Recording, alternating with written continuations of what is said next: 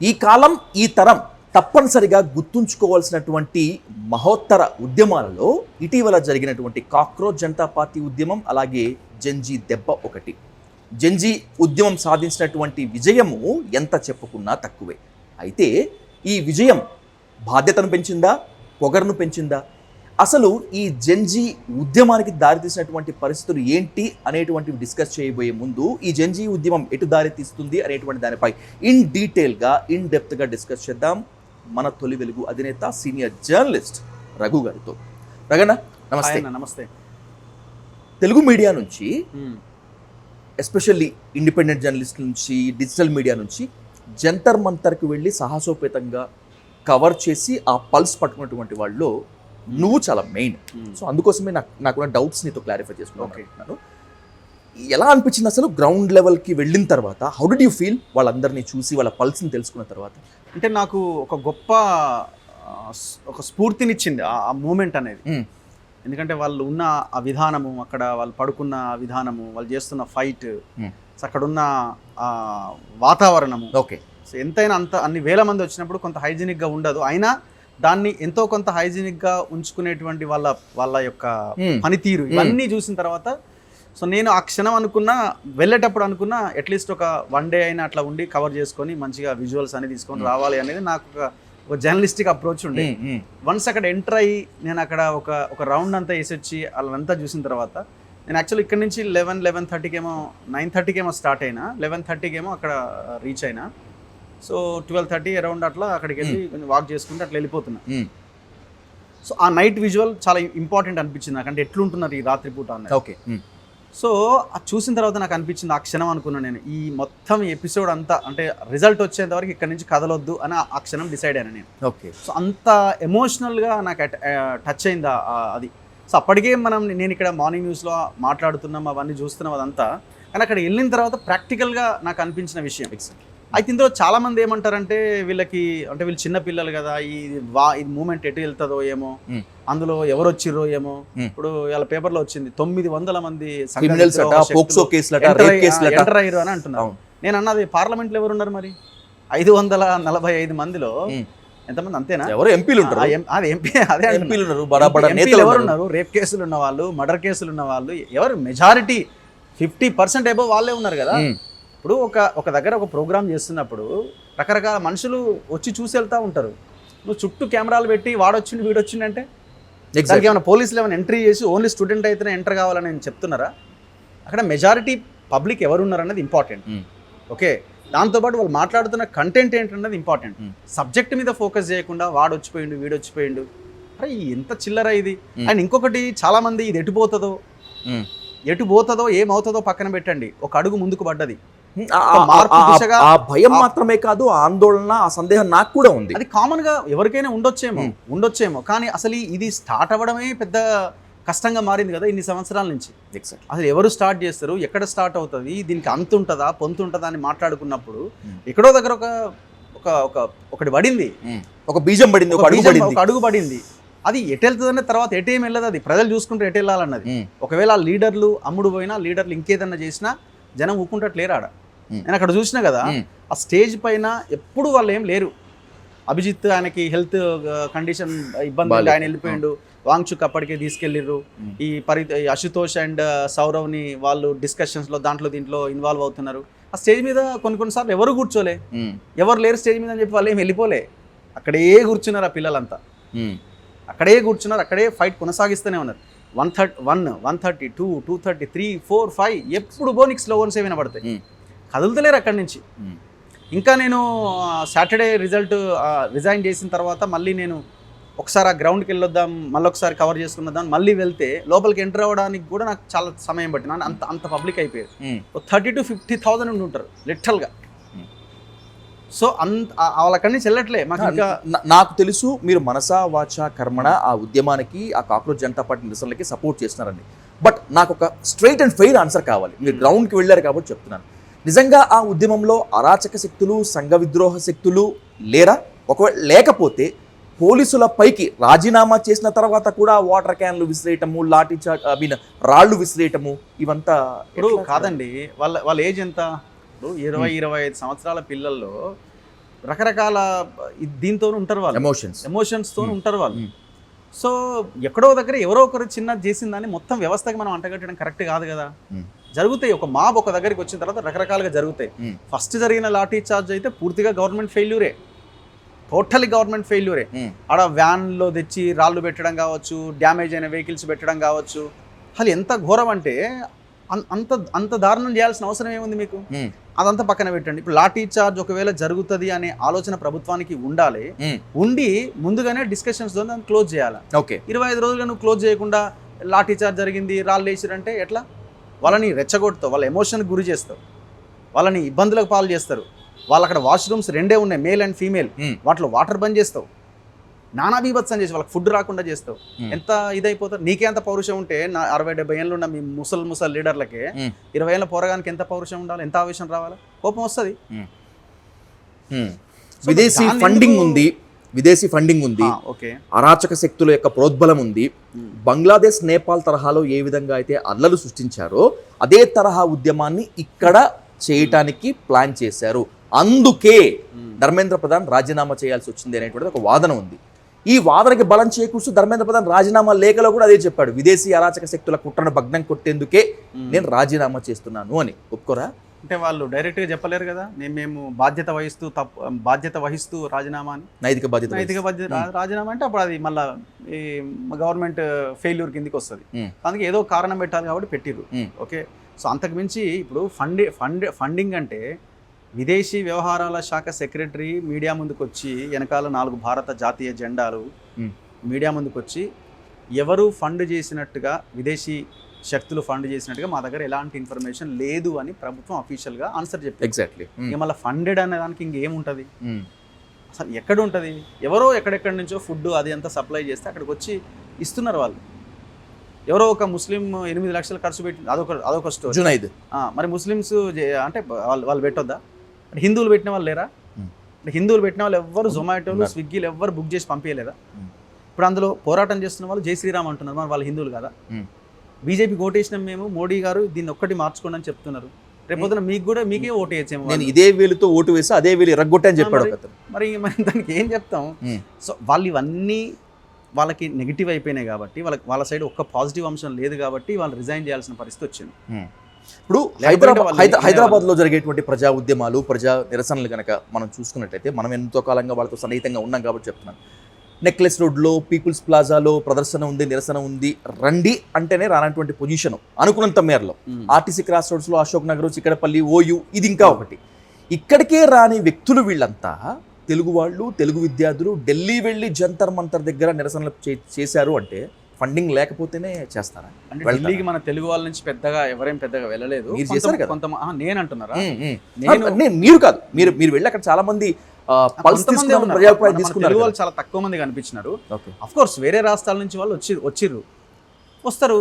ఎక్కడో దగ్గర వాళ్ళు ట్రైన్ బుక్ చేసుకుని, ఇంకోటి బుక్ చేసుకుని, అడుక్కోనో, పేరెంట్స్ని అడుక్కోనో వస్తారు. తప్పేముంది అందులో? అదే వాళ్ళేమి అందరు ఫ్లైట్లలో రాలే కదా. అందరు ఫ్లైట్లలో వచ్చింటే నేను రిటర్న్ ఫ్లైట్ నాకు దొరికేదే కాదు. ఇమీడియట్గా విత్ ఇన్ 1-2 అవర్స్లో నేను బుక్ చేసుకొని వచ్చేసిన. 3 అవర్స్లో 5:30 బుక్ చేసిన, 9:30 ఫ్లైట్, 9:30 11:30 ఫ్లైట్ ఎక్కింది. నాకు అసలు ఫ్లైటే దొరికేది కదా. మరి అందరు ఫ్లైట్లలో వచ్చి ఉంటాయి, అన్ని డబ్బులు ఖర్చు పెట్టుకుని. సార్, వాళ్ళకంటే ఎవరు ఫండింగ్ చేయకపోవచ్చు, మీకు ఎవరు చేస్తారు ఫండింగ్? ఇప్పుడు గవర్నమెంట్ కూడా మెట్రోలు అన్ని ఓపెన్ చేసి ఫ్రీ టికెట్ ఎందుకు పెట్టింది? మరి ఫండెడ్ కదా వాళ్ళంతా. అనౌన్స్ చేసింది కదా, బాబు మెట్రోలో ఓపెన్ చేసినాము, ఫ్రీ టికెట్, వెళ్ళిపోండి ఇక్కడ నుంచి. ఎందుకు అనౌన్స్ చేసింది? నాకు నా డబ్బులతో నేను టికెట్ కొనుక్కున్నాను. చాలా ఎక్కువ అమౌంట్ పెట్టి టికెట్ కొనుక్కొని పోయినా. లేదు, నా క్వశ్చన్ నాకు స్ట్రైట్ ఆన్సర్ కావాలి. ఇప్పుడు తొలి వెలుగు రఘు అంటే అర్బన్ నక్సలైట్ అంటున్నారు, తొలి వెలుగు రఘు అంటే దేశద్రోహులకి సపోర్ట్ అనుకుంటున్నారు. ఇప్పుడు అలా ఢిల్లీ వెళ్ళి గ్రౌండ్ రిపోర్ట్ చేశారు అంటే ఆ అర్బన్ నక్సలైట్లు, ఆ దేశద్రోహులు, ఆ విదేశీ ఫండింగ్ లేకపోతే మీరు ఫ్లైట్లో వెళ్ళి ఫ్లైట్లో వస్తారా? నా అకౌంట్స్ ఆల్రెడీ 2 నెలల క్రితమే ఎన్ఐఏకి ఇచ్చేసిన. అవునా? వాళ్ళ అకౌంట్ నా మొత్తం డీటెయిల్స్ వాళ్ళ దగ్గర ఉన్నాయి. ఆఫీస్కి వచ్చారు, మీరు కూడా వెళ్ళారు కదా అక్కడికి? వాళ్ళు అక్కడికి వెళ్ళాను. దాని తర్వాత మళ్ళీ ఇంకో నోటీస్ వచ్చింది, మీ అకౌంట్ డీటెయిల్స్ కావాలన్నారు. అకౌంట్ డీటెయిల్స్ ఉన్న అకౌంట్ నెంబర్లు అన్ని పంపించిన, విత్ అటెస్టెడ్. ప్రశాంతంగా కూర్చొని థరోగా చెక్ చేసుకోవచ్చు ఎక్కడెక్కడికి పోయినా, ఎక్కడెక్కడికి వచ్చినాయని. నా ఫ్లైట్ కూడా ఎక్కడి నుంచి బుక్ అయింది కూడా ఉంటుంది కదా. ఖచ్చితంగా ట్రాన్స్పరెంటే కదా. నాకు నా కెమెరామెన్కి వెళ్ళేటప్పుడు చాలా 46,000 అయింది ఫ్లైట్. అంటే నాకు ఇమీడియట్గా వెళ్ళడానికి అవకాశం లేదు. అయినా సరే పెట్టాలనుకుని పెట్టేసిన అంతే. సో అది అంటే వెళ్ళడం అనేది ఎంత సాటిస్ఫాక్షన్ నాకు జీవితంలో ఒక మర్చిపోలేని ఘట్టం అది. ఒకవేళ పోకపోయింటే ఎంత రిగ్రెట్ ఫీల్ అయ్యేవాడిని, అంటే అర్రే వెళ్ళలేకపోయినా, వెళ్ళి ఉంటే బాగుండేది, ఎందుకు వెళ్ళలేకపోయినా, అసలు అప్పటికే నాకు ఇంకా ఎందుకు డిలే చేసిన అనేది నాకు ఇంకా తెలుస్తుంది. అయినా సరే ఒక సాటిస్ఫాక్షన్. కానీ కీలకమైన ఘట్టాన్ని కవర్ చేసి గ్రౌండ్ రిపోర్ట్ చేసినటువంటి ఘనత ఉంది కదా. ఇప్పుడు పోవాలనుకుంటే పోలేరు, పోయినా కూడా వేస్ట్ కదా. ఎగ్జాక్ట్లీ. సో నాకు ఆ డబ్బులు ఏం పోయినాయి అన్నది పక్కన పెట్టండి, బట్ సాటిస్ఫాక్షన్ అనేది అయితే ఉన్నది. నాకు అక్కడ చూసిన తర్వాత నాకు ఇంకా నా గుండెకి తట్టింది అనమాట. ఆ పిల్లలు దేనికోసం కొట్లాడుతున్నారు. అందుకే ఇక భవిష్యత్ పోరాటం అంతా వాళ్ళు ఏదైతే ఎడ్యుకేషన్ సిస్టమ్ మారాలి, హెల్త్ సెక్టార్ మారాలి అంటున్నారో, సో నా ఫైట్ కూడా రెండింటి మీదనే ప్రధానంగా ఉంటుంది. రైట్. 2 ప్రశ్నలతో ముగిస్తాను రఘుభయ్య. ఈ 2 ప్రశ్నలకు మాత్రం స్కిప్ చేయొద్దు ఆన్సర్, నాకు చాలా స్ట్రింజెంట్ ఆన్సర్ కావాలి. ఇప్పుడు మన తొలి వెలుగు పెట్టిన తర్వాత మీరు తీసుకున్నటువంటి పందా వేరు, మీరు డీల్ చేసినటువంటి ఇష్యూస్ వేరు. కానీ ఒక 1 year నుంచి మీలో ఒక vigorous sportive spirit, firing spirit కనిపిస్తోంది.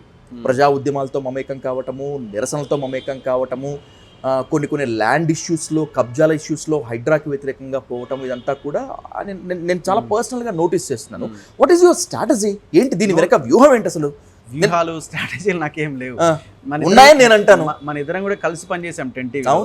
సో అప్పుడు నేను ఎట్లున్నానో మీకు తెలుసు. నేను ఓన్లీ ఆఫీస్కి వచ్చే వాళ్ళం, వెళ్ళే వాళ్ళం లేదు, అంతవరకే బయటకు వెళ్ళాను. నేను ప్రతి ఛానల్లో నేను Z24 Hours పనిచేసిన, అంతకుముందు ABNలో వాయిస్ ఓవర్ ఆర్టిస్ట్గా చేసిన, తర్వాత జీలో చేసిన, తర్వాత 10 TVకి వచ్చిన, 10 TV బిఫోర్ సాక్షిలో చేసిన, దాని తర్వాత మోజోకి వెళ్ళిన. నాకు ఎక్కడ నాదంతా ఓన్లీ జాబ్, ఇల్లు అనే లైన్ ఉంటుండే. మీలో ఆ విగరస్నెస్ ని చూస్తుంది మోజో నుంచి ఈక్వేషన్స్ అటు తీసుకెళ్ళినాయి అంతే. సో ఆ రోజు అప్పుడు Rameshwar Rao and team Mojo channel కబ్జా చేయడము, అక్కడి నుంచి అసలు ఏంది వ్యవస్థ అనే ఒక ఆలోచన రావడము, తొలి వెలుగు, దాని తర్వాత ఈ వ్యవహారాలన్నీ నన్ను నా మీద కేసులు అవ్వడము, సో నేను బయట కొన్ని రోజులు బయట ఉండడము, ఇవన్నీ చాలా జరిగినాయి. సో దీంతో ఆ ఈక్వేషన్ అటు తీసుకెళ్ళిపోయింది అంతే. నన్ను సొసైటీ ఈక్వేషన్స్ ఇవన్నీ అటు తీసుకెళ్ళినాయి తప్ప నాకు నేనేదో అంటే ఉన్నదే చెప్పుకోవాలి ఫ్యాక్ట్, నేనేదో ఫైటర్, నేనేదో చేయాలి అనే దాంట్లో నేను రాలి. ఈక్వేషన్స్ అన్నట్టు మూమెంట్ అటు తీసుకెళ్ళిపోతుంది. ఇప్పుడున్న సిచ్యువేషన్ అనుకోండి, ఎవరో ఒకరు పబ్లిక్ వస్తారు, సో ఈ సమస్య మాకుంది అంటే నేను వెళ్ళకపోతే ఆల్రెడీ నేను ఆ లైన్లో ఉన్నా, వెళ్ళాల్సిందే. సో ఇది ఆగది, ఇది ఏదో ఒక లైన్ తీసుకొని ముందుకు వెళ్తూనే ఉంటుంది. ద మోస్ట్ ఇంపార్టెంట్ క్వశ్చన్, ఇది లాస్ట్ క్వశ్చన్. తీన్మార్ మల్లన్నని భర్తీ చేశాడు తొలి వెలుగు రఘు, ఈ కామెంట్ మీద కూడా వచ్చి ఉంటుంది.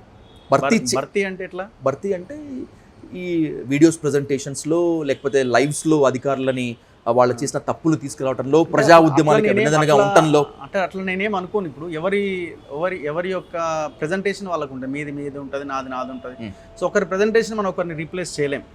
ఫర్ ఎగ్జాంపుల్ మల్లన్నది ఉందనుకోండి, ఇప్పుడు ఆయన ఏ మాట కామాట స్టార్ట్ చేసింది అయితే ఆయనే కదా. ఒక పేపర్ పెట్టి దాంట్లో ఇది పెట్టి చేయడం అనేది ఎవరికి రానటువంటి ఆలోచన ఆయనకు వచ్చింది. దాన్ని అందరూ ఫాలో అయ్యారు. తర్వాత నేను ఫాలో అయిన అన్ని ఛానల్స్ దాన్ని ఫాలో అయ్యాను. సక్సెస్ అయిన వాళ్ళు కొంతమంది. ఆయన సక్సెస్ అయ్యింది కదా, ఆయన సక్సెస్ అయ్యి ఆ ప్రెజెంటేషన్, దాని నుంచి వచ్చిన ఆ ఐడెంటిటీతో ఎమ్మెల్సీ అయ్యిండు. సో నాట్ ఏ జోక్ కదా. సో ఆ జర్నలిస్టిక్ అప్రోచ్తోనే ఆయన తర్వాత పొలిటికల్ కెరీర్ అంతా ముందుకెళ్ళి. సో రీప్లేస్ అనేది ఏముండదు. దాని తర్వాత ఆయన పొలిటికల్ కెరీర్ మీద ఫోకస్ ఎక్కువ పెట్టిండు, పార్టీ పెట్టిండు. సో ఆయన వీడియోస్ అవి ఇవన్నీ చేయడం, లైవ్లోకి రావడం ఆపేసిండు. అంతే. ఆయన కనబడతలేడు ఎక్కువగా, నేను కనబడుతున్నా. నిన్ను అడగటానికి స్నేహితులు చాలా మంది తటపటాయిస్తుండొచ్చు, ఎందుకు వచ్చిన చిక్కు అయి ఉండొచ్చు. వాళ్ళందరి తరపున నేను ఒక క్వశ్చన్ అడుగుతాను. ఏంటి రాబోయేటువంటి రోజుల్లో మీ రాజకీయ రంగ ప్రవేశం ఉంటుంది, and by the same way ఖచ్చితంగా ఒక ప్రత్యేక పార్టీతో, స్పెషల్ పార్టీతో మీరు ముందుకు వస్తారు అనేటువంటిది మొన్నటి వరకు ఉన్నటువంటి టాక్. నాకెందుకో నిన్న గన్ పార్క్ దగ్గర మీ మీడియా సమావేశము పృథ్వీరాజన్తో కలిసి మీరు మాట్లాడటము, ఇది పక్కారాబాయ్ రాబోయేటువంటి రోజుల్లో గ్యారంటీగా రఘు పొలిటికల్ పార్టీ పెట్టబోతున్నాడు, లేకపోతే డైరెక్ట్ రాజకీయాల్లోకి వస్తున్నాడు అని చెప్పి నేను కూడా అనుకుంటున్నాను. Are you coming in to the direct politics? నాకు అసలు పాలిటిక్స్ మీద పెద్దగా ఇంట్రెస్ట్ లేదు. నాకు ఇదే జర్నలిస్ట్ గానే కొనసాగాలి అనేది నా ఆలోచన ఇప్పటి వరకు అయితే. ఫ్యూచర్లో 5 years ఆఫ్టర్ 10 years తర్వాత ఏందైంది అన్నది నేను చెప్పలేను. సో నాకు ఈ క్షణానికి అయితే నాకు లేదు. ఎక్కడైనా ఉందా మనసులో? నాకు లేదు, నాకు ప్రెజెంట్ అయితే లేదు. కానీ చాలా మంది నేను ఈ ఫైట్ లోకి దిగాలి, రావాలి అనేది నాకు మనందరం కలిసి 10 TVలో పనిచేసినప్పుడు ఏ క్వశ్చన్ కూడా లేదు. నేను ఇట్లా మాట్లాడతా, ఇట్లా క్వశ్చన్ చేస్తా అనేది లైన్ కూడా నాకు ఏ రోజు లేదు. ఏదో వచ్చామా, చేసామా, కొన్ని బయటికి రిపోర్టింగ్ కారు ఇంకేదన్నా అడుక్కొని మరి వెళ్ళి ఇంట్రెస్టింగ్గా రిపోర్టింగ్ చేసామా ప్యాషన్తో, అంతవరకు ఉంటుండే.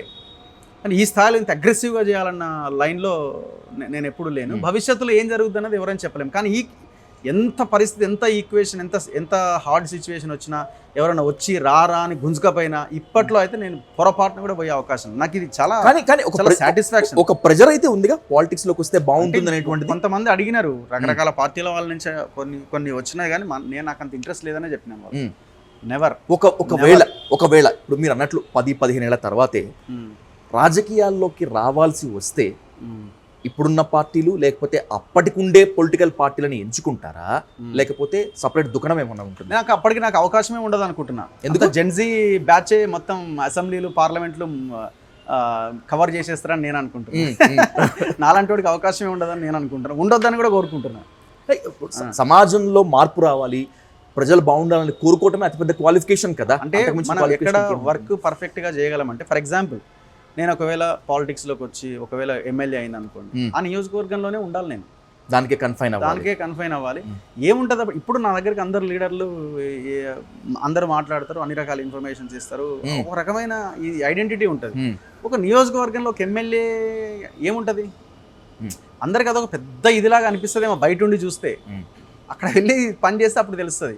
మా నియోజకవర్గానికి పరిమితం కావాలి. ఇప్పుడు నేను రాష్ట్రంలో ఉన్న ప్రతి ఇష్యూ మీద నేను మాట్లాడగలుగుతా. నాకు ఇంత ఫ్రీగా ప్రతి ఎమ్మెల్యే, ప్రతి మినిస్టర్ సో మనం చేసే వాటిని వాళ్ళు చూస్తారు. ఒక పార్టీలో ఉండి నువ్వు ఉన్నావు అనుకో, మా అలాగనే ఆయన కూడా ఒక ఎమ్మెల్యే, ఇంకొకటి అయితే ఇంకొక లీడర్ అనుకుంటారు. అంతకుమించి ఏముంటుంది? ఇప్పుడు మీరు ఒక పార్టీ, సరే ఎమ్మెల్యే ఉంటే ఎమ్మెల్యే, ఒక పార్టీ లీడర్ అనుకోండి, పార్టీ ఆఫీసులో ప్రెస్ మీట్లు పెడతారు, ఇంకోటి మాట్లాడతారు, చేస్తారు, అంతవరకే కదా. ఇప్పుడు వాళ్ళకంటే ఎక్కువ గట్టిగా కొట్లాడగలుగుతున్నాం కదా ఇక్కడ. ఎగ్జాక్ట్. సో అంతకంటే సాటిస్ఫాక్షన్ ఏం కావాలన్నది నా ఆలోచన. Then I will wait for the moment. ఏమో గుర్రం ఎగరవచ్చు, రేపు ఏం జరుగుతుందో కూడా చెప్పలేకపోవచ్చు. 10 ఏళ్ళు 5 ఏళ్ళు అన్నారు, బహుశా నా అంచనా ప్రకారం అయితే ఇంకో 2 ఏళ్ళలో జరగవచ్చేమో అని చెప్పి అనుకుంటున్నాను. రేపు ఏమవుతుంది మనం ఇట్లా తిరుగుతుంటే అన్నది నాకే క్లారిటీ లేదు. ఇంకా 5-6 ఇయర్స్ తర్వాత 10 ఇయర్స్ తర్వాత ఏందన్నది ఒక ప్రశ్నతో ముగిచేస్తాను. కేసులు, జైలు జీవితం, బెదిరింపులు, విపరీతమైనటువంటి ట్రోలింగ్, ఇంకేదో నిందలు, నీలాప నిందలు, చంపేస్తారు, చస్తాను అన్న భయం రాలేదా ఎప్పుడు? ఓపెన్గా మాట్లాడు. నెవర్. నేను ఒక్కడే వెళ్తా ఎక్కడికైనా. అదే కదా నేను కూడా. ఏదో కొన్ని సందర్భాల్లో వాళ్ళు వీళ్ళు తోటి మిత్రులు, మీడియా మిత్రులు కలిసి వస్తారు. బయటికి వెళ్ళిన తర్వాత ఎప్పుడు ఏ రోజు కూడా బయటికి వెళ్ళిన తర్వాత అటాక్ చేయరని గ్యారంటీ ఏంటి? అటాక్ చేయించరని గ్యారంటీ ఏంటి? నాకే చాలా సందర్భాలు అనిపిస్తుంది, పిచ్చోడా ఏమన్నా ఎందుకు ఇట్లా పోతున్నాడు మనిషి అని చెప్పి. నాకెప్పుడు అసలు అట్లాంటి, ఇప్పుడు ఫర్ ఎగ్జాంపుల్ నాకు ఒకటి ఎప్పుడు గుర్తొస్తూ ఉంటుంది. ఎవరైనా మన మీద అటాక్ చేసిరు అనుకున్నాం, అటాక్ చేసిన క్షణం, చనిపోయిన క్షణం నువ్వు చనిపోతున్నావు అని తెలుస్తుండొచ్చు. తర్వాత ఏముంటుంది? ఏముండదు కదా. సో అప్పుడు నేను ఆలోచించడానికి కూడా ఏముండదు కదా, ఆ క్షణంతో అయిపోతుంది. ఆ పాలసీని నేను, ఆ లైన్ నేను బాగా తీసుకుంటా. సో అదే నాకు ధైర్యాన్ని ఇస్తుంది. రైట్. ఆ సింగిల్ లైన్ ఏముంటుంది, అవుతుంది, కంప్లీట్ అవుతుంది. నువ్వు ఆలోచించడానికి, నేను బాధపడడానికి ఇంకేమైనా ఉంటుందా? నథింగ్ కదా. రైట్. ఇప్పుడున్నటువంటి జర్నలిస్టులకి మాత్రమే కాకుండా చాలామంది యంగర్ జర్నలిస్టులకి కూడా చాలా ఇన్స్పిరేషన్ మీరు. ఆ గౌరవం మీ మీద నాకు ఎప్పటికీ ఉంటుంది. బట్ ఎక్కడో ఒక దగ్గర ఏమన్నా అవుతుందేమో అనే భయం కూడా ఉంటుంది. బట్ మీరు మాత్రం ఒక మంచి టాప్ పొజిషన్లో ఉండాలని చెప్పి మనస్ఫూర్తిగా కోరుకుంటాను. ఒకవేళ కనుక అదే జరిగితే ఆ రోజు ఇంత ఫ్రెండ్లీగా కాదు, మనం తగ్గగా మాట్లాడుకుందాం. Thank you so much Raganna. ఇలాగే ఇలా నిజాయితీగానే కొట్లాడాలని మీరు కోరుకోండి. బరాబర్, అది కూడా కోరుకుంటాం. టాప్ అంటే ఇంతకంటే టాప్ లో అని ఏముంటుంది? క్షేత్రంలో ఉంటే బాగుంటుంది, చట్టసభలో ఉంటే బాగుంటుంది కోరుకుంటాం కదా. కాదు, మనం మైక్ పట్టుకొని పోవడమే మన టాప్ లెవెల్ కదా. పబ్లిక్ని కలవడే మనం టాప్ లో ఉన్నట్టు లెక్క.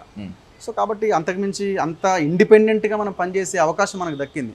చాలా మంది జర్నలిస్టులకు అవకాశం లేదు. ఇప్పుడు నేను ఢిల్లీకి పోయినా అందరూ ఉన్నారు జర్నలిస్టులు, పాపం వాళ్ళు మేనేజ్మెంట్ చెప్పినట్టు అట్లా ఇట్లా. ఇప్పుడు ఇక్కడ హైదరాబాద్లో వాళ్ళకి రకరకాలుగా ఉంటారు, వాళ్ళు చేయాలనుకుంటారు, కానీ వాళ్ళు ఒక దగ్గర ఉండాల్సిందే. కానీ మనకు అవకాశం దక్కింది కదా, ఆ హోదాని పబ్లిక్ కూడా మనకి ఇచ్చారు కదా ఇండిపెండెంట్గా. సో అలాంటి ఛానల్ నేను ఛానల్ పెడుతున్నా అంటే అందరూ రిసీవ్ చేసుకొని ఛానల్ నిర్మాణం చేశారు కదా. సో ఇంతే ట్రాన్స్పరెంట్గా భవిష్యత్తులో కూడా కొనసాగాలని నేను హామీ ఇస్తున్నా, కొనసాగుతానని మీలాంటి వాళ్ళు కూడా కోరుకుంటారు. దయచేసి. Right Raganna, thank you so much. Will hope to see you soon. Thank you.